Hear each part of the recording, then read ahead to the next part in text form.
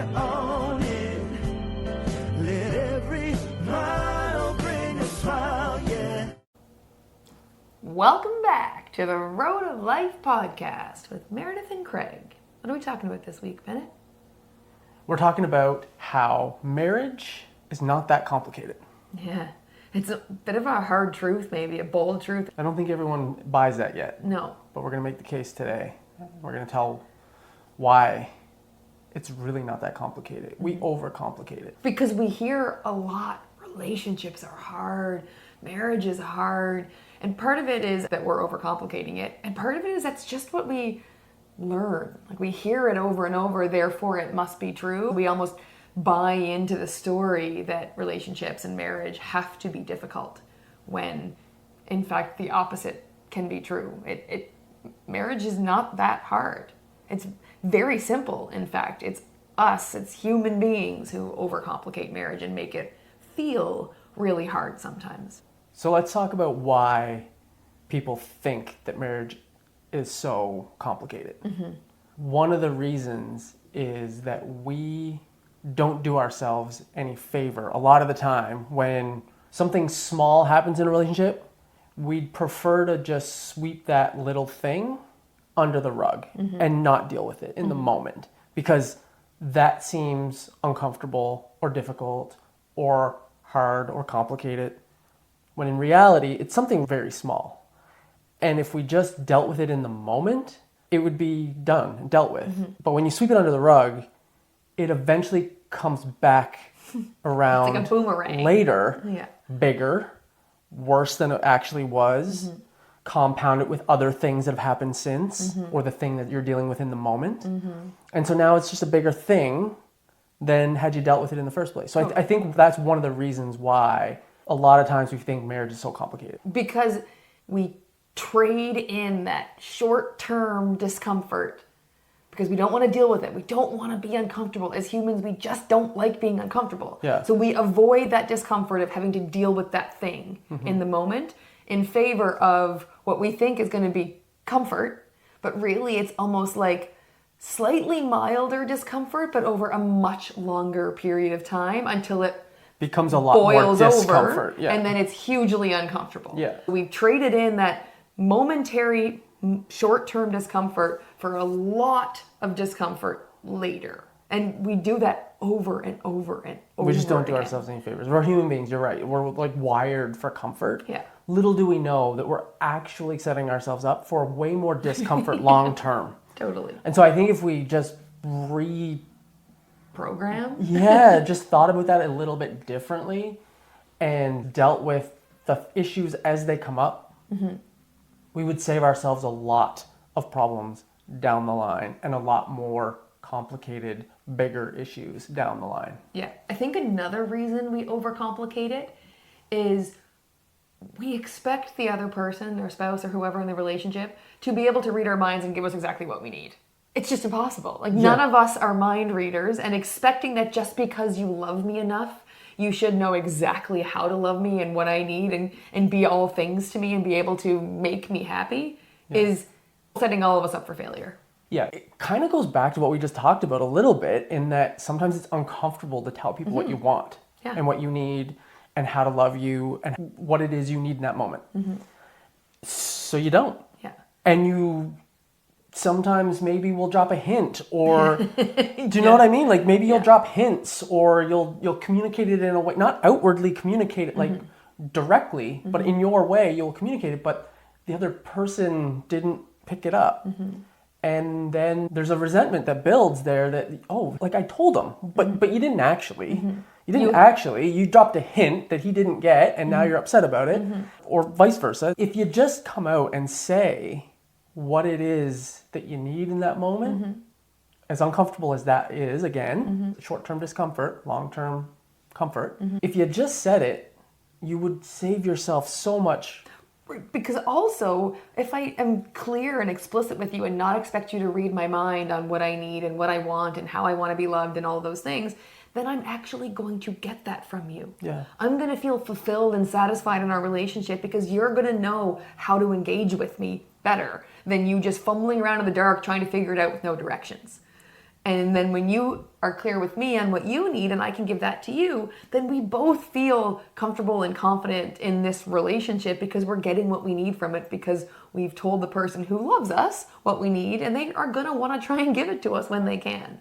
And so just that being clear and not expecting you to read my mind and not expecting you to be all things to me. Like, my happiness does not hinge on you. I cannot depend on you to make me happy. And I think that's something else that we do sort of unconsciously or subconsciously, is expect our spouse to make us happy. Yeah. Happiness is an inside job. Totally. It's an inside job. It starts with you. It ends with you. It's all about you. You have to be happy with yourself. You have to make yourself happy. And then you go into the relationship as a happy, fulfilled individual. That's what a happy marriage is two happy people together in a marriage. Yeah. Not depending on the other to make them happy. Yeah. And one other thing that we do that tends to overcomplicate our relationships, and it's a human tendency, but we focus on the negative. Instead of being explicitly grateful for all of the great things in our life and in our marriage, we tend to focus on the couple of negative things and we make them mean stuff. We're meaning-making machines. So when you forget to take the garbage out and I suddenly start questioning your commitment to me and to our marriage, like, that's a big leap. When you say it out loud, it seems silly, but it's not uncommon for us to make those leaps in our head. If he actually cared and knows how busy it's been and knows how whatever, he would have taken this garbage out, and he didn't, so he obviously doesn't care. We tend to cascade on the negative things rather than seeing it for what it is. He's busy too. He forgot to take the garbage out. It's not the end of the world. I'm just going to take it and deal with it. It stinks and I don't need it in here anymore for the next 5 minutes, hours, whatever. Totally. While he gets his stuff together. So I'm just going to take it out. And meanwhile, in my head, I'm going to try and run through all the reasons I'm grateful for my life, for you, for our marriage, because that's going to reframe my swirling of the drain when I get upset. Those are some of the ways that we tend to make things more complicated, because once we've done that, once we've like cascaded that negativity and now we've built this huge thing in our head that, again, we haven't communicated. Like, I'm expecting you to read my mind, that you know that I think that you're not taking out the garbage means that you're 1 foot out the door on this marriage. You don't know that I think that. So the next thing you do that doesn't meet my unexpressed expectations is really gonna probably blow into something. Yeah. Set you off. You're going to react as if the marriage is ending because that's what you've set up in your mind. I know nothing about what's going on in this, up in your head. Right. And you come at me with that elevated emotion and it will bring me to that level. And now you've got two people at this elevated emotion and you're just trying to out-emotion each other and it just avalanches and snowballs into this big argument, this big fight when...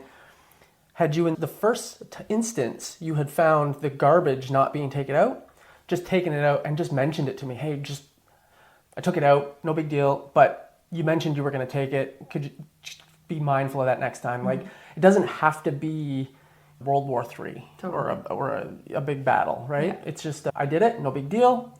But what I need from you in the future is if you could remember in the future to do this. Yeah. Try your best. Those are 4 or 5 of the ways that we make it harder than it needs to be. Yeah. It doesn't have to be this hard. We're making it that hard. Yeah. And so let's flip it.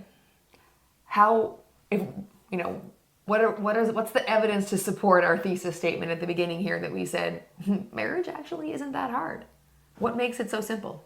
There's just simple things you can do daily, every day, consistently, that will eliminate all the things we just talked about. So we've talked about some of them along the way. One is take care of your own happiness. Yeah. Focus on you.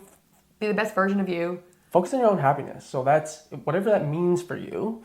But there are, and we've talked about it in other podcasts, there's 4 very simple things you can do to create happiness very quickly. I'll put that episode in the show notes for more info. Yeah, and just quickly, we'll just summarize. We won't go into detail on them, but just summarize the 4 things. Is get out in nature, 15-minute walk, brisk walk. 2, breathing exercise.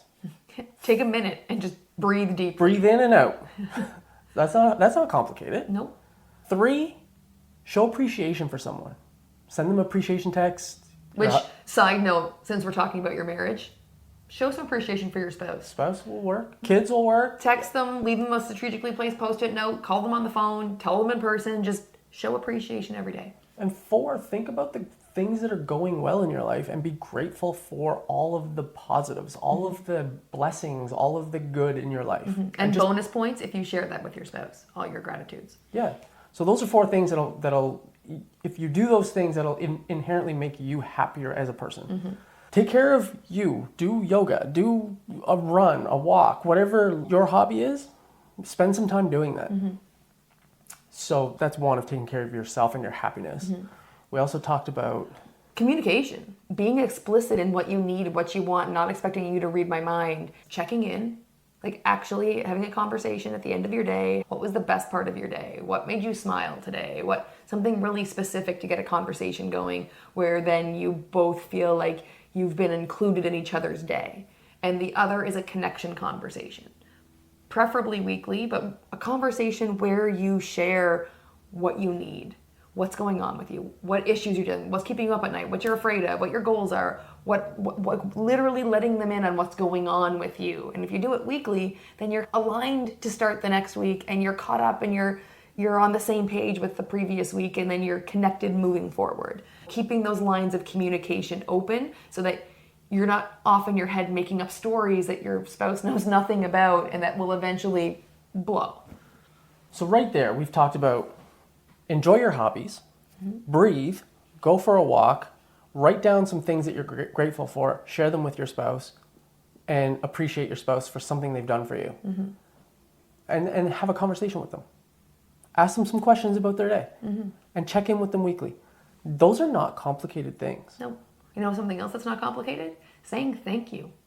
I'm not convinced that the thank yous aren't one of the very first things that go when you get complacent and get into your relationship and get into your routines. The thank yous for the little things that happen all day that you have stopped even noticing. That's a big one. And it's super simple. So saying thank you is not very complicated. Nope. If we've just named 8 things that you can do right now, none of them are very complicated. And if you did all of those things consistently, not just once and never do it again, but consistently every day, and they take very little time, you will be a happier person. You will be communicating more regularly with your spouse. They will feel seen, heard, and valued. You will feel seen, valued, and heard. How does that not make for a happier, better marriage? It sure does. Marriage is not that complicated. We overcomplicate it. Well, really, it comes down to treating others the way you want to be treated, treating your spouse the way you want to be treated. It's a golden rule. We learned it in kindergarten. It applies everywhere, in all relationships, especially your marriage. One other thing I think, we'll give them a 9th one because that's a nice square number. Taking accountability. Most of us feel like I'm accountable for half of my marriage and you're accountable for the other half of our marriage. If you each took 100% accountability instead of trying to figure out which 50% is yours and which 50% is mine. If I took 100% accountability for the state of our marriage, how different that would be instead of me waiting for you to take your step and then I'll take my step in response and then this and then this and then this. If I take 100% accountability for the state of our marriage, I'm going to act differently than if I'm depending on 50% for your accountability and 50% of mine. I'm waiting for you to do your thing so that I can then do my thing. I'm not apologizing for that because that's his responsibility. He's going to apologize. Where if you just apologize, it's more likely the other person will too.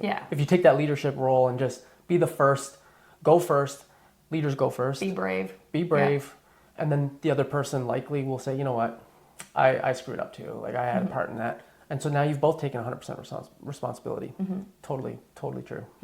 So 100% accountability is probably the sneaky secret to all of this, is not waiting for your spouse to take the first step or to do the thing that you think they need to do. You take 100% accountability and it will transform your marriage and how you view your marriage. Totally. Hundo P, McKay, as we like to say. Hundo P. That's 100% for those of you who aren't quite yet hip to the millennial lingo. So even if you just pick one of those 9 things, It's a start. That's Pick it. one of them. That's it. Just do one this week. Do one next week. Do one the week after that. Do one every so often, but do them consistently and stack them on top of each other. And you will have a marriage completely different, transformed, completely different than where it is today. And it actually feels simple and easy. Life feels easier when your marriage is working. Yeah, then you have more energy to put towards all other areas of your life. Your health, your career, a better sleep. You won't be up at night worrying about your relationship and where it's going. You'll sleep better. You'll have better energy. You'll probably have more sex. You'll have more sex. You'll have more energy to put towards building your dream life, your goals, the dreams that you want to attain. It's a hack. And it just starts with simple little daily things. And it's not complicated. Yep. I think we've made our case. I think we've made our case too. If you think you've made our case and it's been valuable for you, we would be super honored if you would share this episode with a friend who might also find it valuable. That's it for this week. We will catch you next week. Bye for now. Bye. Road of life, yes, you are.